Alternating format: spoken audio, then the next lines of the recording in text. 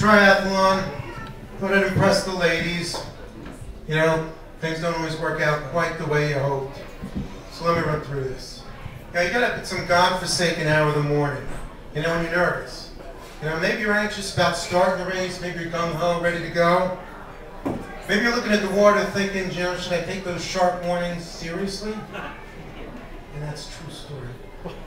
Or maybe you're a little bit worried that you're going to embarrass yourself by not finishing the race because of a heart attack halfway through it, but it doesn't matter because you're nervous. When you're nervous, you tend to tighten up inside. When you tighten up inside, you're a guy, you tend to tighten up on the outside too. So you're not presenting in the most impressive way in a masculine sense. And in a skin-tight pair of Lycra shorts, you know, with a Kotex-like pad in the crotch for the bike ride, right, you're starting to look like a 13-year-old boy about to have his first period. So you jump in the water and it's cold. This is the first part of the race. Jump in the water, it's cold. For you Seinfeld fans out there, one word. Shrinkage. Okay. Then you start swimming, and this is not a civilized swim like in a YMCA pool, you know, laps and lanes and some sort of courtesy. Right? This is like swimming a school of piranha. Everybody edging for position. People are elbowing you. People are kicking you. So you basically get mugged underwater. I got it. You turn your head to breathe, somebody's shoving water up your nose and down your throat. So as far as I'm concerned, Dick Cheney saying waterboarding isn't torture, fuck him. And people will literally swim over you. All right? And when you got a 6'3" athletically toned guy in a skin-tight rubber suit swimming over you, well, I feel like he's trying to mount me. And that's not a happy place for me. I'm sure these women, their eyes are kind of lighting up like, I think I'm going to start training. But for me, it's not a happy place. So I start swimming, you know, you struggle to the end. I come out of the water, and again, in my skin-tight Lycra shorts, I look down at something resembling a cluster of 3 medium-sized grapes. Now I got to run past whatever spectators there are to get to my bicycle in what they call the transition area. So I have to make sure that when I'm passing them, my stride is such that I'm lifting my knee on the side facing them to camouflage my diminished capacity. Hop on the bike, start pedaling away. And when I was a kid, you know, and Mike would remember this, you know, bicycle seats were kind of these broad-ass leather affairs, you know, all reasonably comfortable. Well, somebody along the line decided to replace them. Let's just have people sit on hard plastic rocks for however long it takes. So you're not only getting exercise, we're inducing pain. And medical science has kind of determined that sitting on these bicycle seats for any length of time inhibits arterial flow, right? Can cause nerve damage, leading to impotence. So I'm doing a bicycle ride, struggling the best I can. I'm finishing the first loop. It's 26 miles, it's 2 13-mile loops. You know, which sounds pretty impressive, but I just want to make it clear, I don't want to misrepresent. This is not an Ironman, right? This is not even a half an Ironman, right? This is kind of like an aluminum foil man. And I'm finishing on my first 13-mile loop, and the front runners are kind of speeding by. You know, they got those arm bars where you lean up front, they got those aerodynamically designed helmets. Okay, and I'm pedaling away with my handlebars and my kid's skateboard helmet on top of it.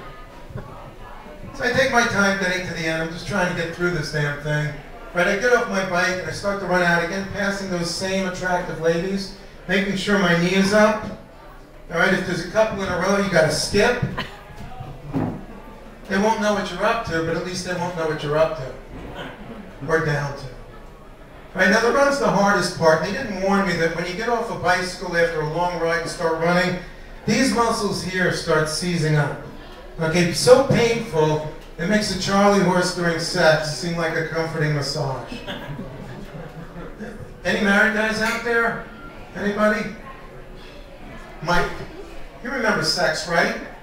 Thing you thought, no. It's the thing you thought you'd get more of, you know, once you put a ring on her finger. All right. So I finished up the bike ride, I get off. And now, you know, let me review. We got nervousness, we got shrinkage, we got underwater mugging and mounting and waterboarding, lost arterial flow, and nerve damage. Right? I look down and it's a pubic. Pupik is a Jewish word for belly button. At this point, it's still an outie, not an innie. I'm salvaging some of my dignity, but it's not going to impress Jessica Alba and forget about Janet Jackson because she's a size queen. Let me see a show of hands out there. How many people hate size queens? Everybody's impressive. My wife's going to think I'm inadequate now. Thanks a lot. So anyhow, I do the run, and again, these muscles seize up, and you know, after about 5 minutes, you start running like the Tin Woodsman, thinking, you know, if I only had a heart, a brain, some would. Now, up until this point, okay, the boys were unhappy, all right, but they could depend on the general community for some kind of support. You know, kind of like if you're in the hospital with a serious illness or injury, you know, your friends will come visit you, your friends, your family, chat you up a little bit, maybe tell you a few jokes, all right, bring you some peach cobbler. Right, but let's imagine the town is under attack. Blitzkrieg, you know, the pain. All of a sudden, everybody's hiding in their basement or leaving town. And you're up there in your hospital bed thinking, where'd everybody go? Where's my peach cobbler? So you decide, maybe it's best I go into hiding. So after I drag through this whole run just in time for the trophy picture as I'm crossing the finish line, the boys have decided to go into total retreat. Okay, and I look down, and it's a vagina. So as far as impressing the ladies are concerned, you know, like I said, you don't always get what you hope for. I mean, sure, there were a couple of dyke-eared lesbians giving me a nod and a wink, you know, but I had to tell them, look, it's not quite what you think. A little bit tired. I think I'll go home now. Just one little bit, you know. The good news is I did place third in the women's 50 and older division. I tried that line on my wife, and she looked at me dead serious and said, did you really? Anyhow, thank you very much. I'm Dave Lipton.